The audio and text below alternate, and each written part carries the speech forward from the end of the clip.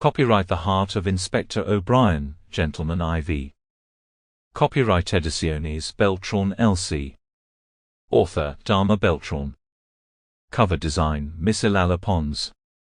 Cover images Adobe Stock. Translation and correction Ediciones Beltrán LC. Copyright all rights reserved. All total or partial reproduction, informatic treatment and distribution by photocopied, electronic, mechanic, or any other means of this work is strictly prohibited without written consent from the copyright owner. Dear reader, I share this with you to explain to you that I couldn't sleep thinking about these two characters.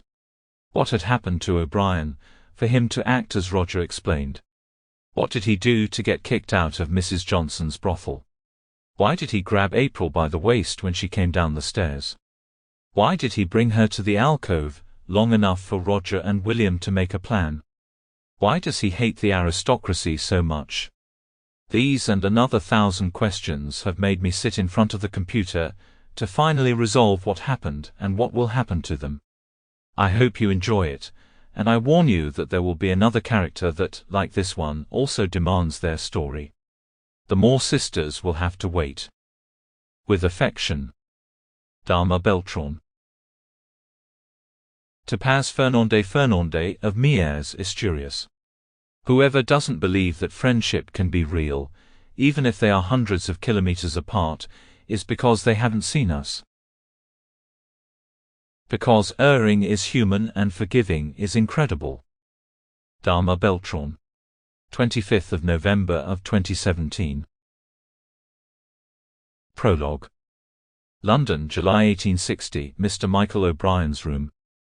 Michael tied his tie, frowning. He still hadn't discovered the reason why Inspector Peterson had forced him to attend one of the ostentatious parties held by Mr. Campbell.